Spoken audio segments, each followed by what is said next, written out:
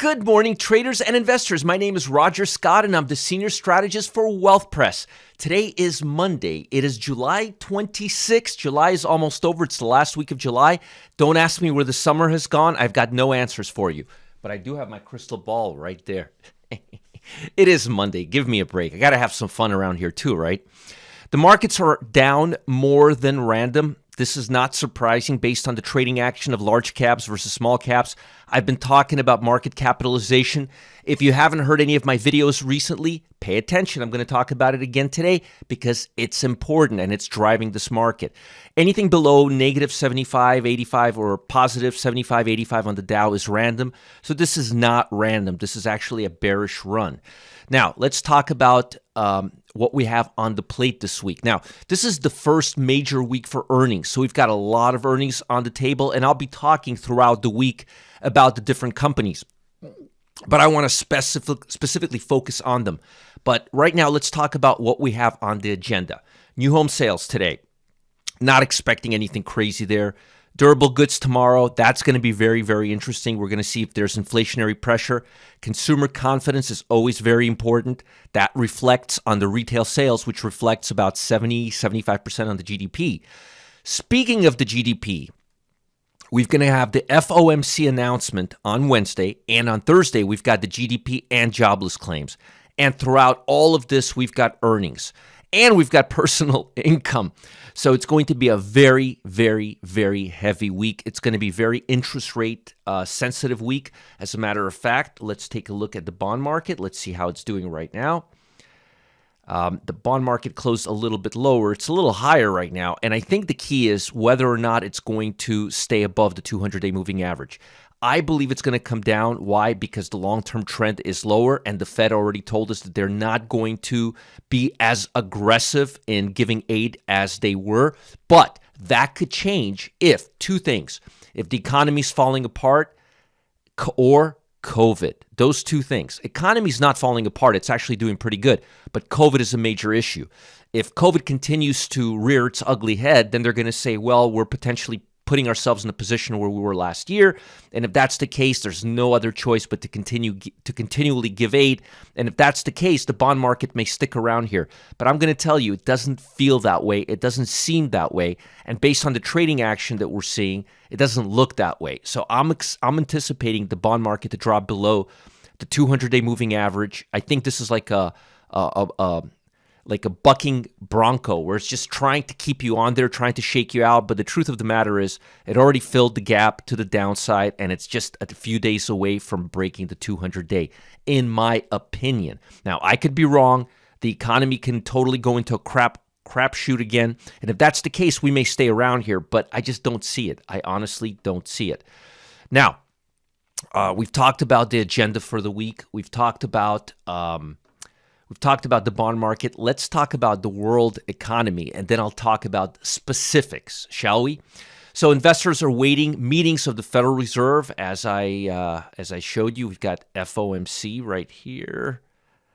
Federal press conference. They're going to go in. FOMC begins tomorrow. Expect subdued market action. Sorry that I'm going back and forth, but I wanted to kind of give you some context. Indication of future policy as new outbreaks of COVID threaten the U.S. and global recovery. If I had to bet, they're probably going to say, we're not going to do anything now, but we're just going to monitor things and we're going to leave things as they are. If that's how they've been talking lately. Fresh news of regulatory moves against Chinese IT and educational industry companies pulled shares lower in Hong Kong and the Russell 2000, because remember, we have a lot of Chinese stocks in the Russell 2000. In January, preliminary factory and service activity showed a slowdown linked to recent tightening of the pandemic. Precautions due to surging COVID cases. That's not happiness. And flash purchasers managers index for services sectors fell to 46.5 from 48 in June. Marks the break between expansion and contraction, and we're contracting right now. That's not good. But manufacturing remains in expansion, but fell to 50.5 from 50.7. Not a big move. It said new export orders declined, possibly reflecting a supply bottleneck, which we've been talking about. Output fell at the fastest pace in 6 months. That is not happiness. Despite a rebound in new COVID cases, the U.S. economy has been recovering very quickly, with the question being how much growth will slow in upcoming months and years. That's the big question right now. And roughly 90% of companies so far, we've had about 20% report, have topped expectations. The target right now is 74% growth in the second quarter of the year from a year earlier. We'll see if we can beat those numbers. If the numbers start declining, and let's say it comes out 70, it's going to be weaker. If it's 75, it's stronger. But I remember the number was in the 60th percentile just a few months back. Now it's in the 70th. So it's a moving target, and it's going higher. Now, I've talked about the bond market being a little bit overbought. I want to show you something. The stock market's looking beautiful, right? That's the S&P, all-time highs. But again, look at the equal weighted SPY. It's not looking great at all, so be very, very cautious. And if you look at the mid cap, the S&P 400, it's not looking that pretty either. Let's look at the Dow real quick. Let's look at the blue chips. Let's see how they're looking here. They should be looking pretty good. Yeah, it's looking better. I mean, it is looking pretty good. I have to give it that. And these are large cap stocks. But again, if you're looking at the equal weighted S&P, it's not looking all that great. Momentum levels between large caps and smaller stocks are way, way, way, way, way, way saturated. So don't expect anything major. On top of that, if you look at the major sectors like I do, let's go here to the major sectors, 11 major sectors, you will see on a cumulative basis, look at they're fragmented. Technology and consumer discretionary, they're very, very far apart. They should be next to each other. Basic materials and industrial, they've got to be next to each other. They're not. And you've got consumer staples. Where's consumer staples? And utilities are far from each other. So that's one of the biggest signs that the stock market is overstretched, overbought, and just all over the place. That the fact that the sectors are fragmented. In order for the market to start to keep moving in tune, kind of like a rhythm, the sectors have to be in line with each other so they're not fighting each other. Because right now, technology is up here with communication, but consumer discretionary is all the way in the bottom. That's not happiness. Now, on a 1 month basis, they look pretty good. Technology, consumer discretionary, communication, that's how it should be. Industrial is closer to basic materials, but not too much. But at least these three are not fragmented. But when you look at it on a cumulative basis, the market is very fragmented. And when the market is very fragmented, it usually means it's going to pull back. Now, because the market is fearful again of COVID is what's really driving the market, not really earnings. COVID, that's the underlying issue. Interest rates and COVID. And this week, we're going to get a really good idea of where we stand. I mean, we've got international data. We've got GDP. We've got jobless claims. We've got personal income. We've even got consumer confidence. I mean, we've got a lot of data this week. So we may get some clarity of how COVID is impacting this market if it's as bad as it seems. And we're going to see if the cases are going to rise in Japan and third world countries. But right now, with the market fragmented based on my cumulative strength index, you got to be careful and defensive. And on that note, I want to remind you the stocks that went up when COVID started flashing its ugly head the last time: defensive, biotech, medical stocks, and internet stocks. Why? People start buying things. They stop going out. They start buying things from within their house. Right? Activity decreases outside, increases indoors. Lockdowns, indoor activity increases. Internet activity increases. Home shopping activity increases. And healthcare activity increases. So we've got consumer staples and and an internet stock for you. So Bristol-Myers, what does this company do? Biomed, healthcare, licenses, manufactures pharmaceuticals. Healthcare, pharmaceuticals. Real simple. You don't low-hanging fruit. Breaking out from a nice top, nice flat top, finally breaking out. I like this stock. Next one, Johnson & Johnson. Nice congestion for quite some time. This is a 3-month chart.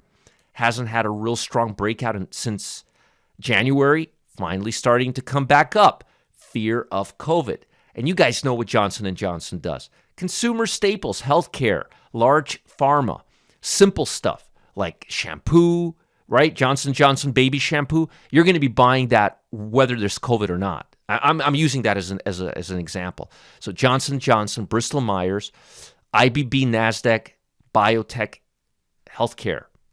Healthcare, folks. Last time it had a breakout was February.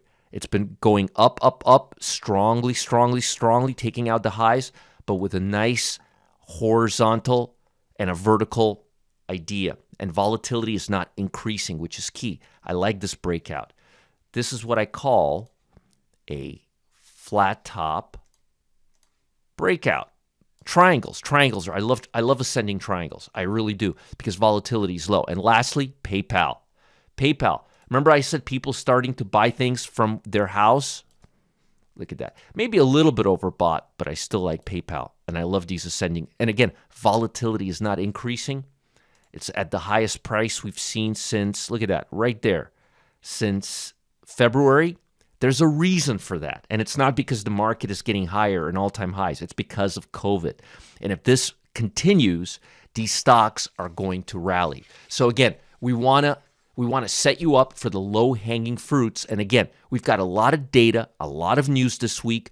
You want to stay tuned to Wealth Press, to my videos. Now, I've got something important for you, something timely, something you need to pay real close attention to.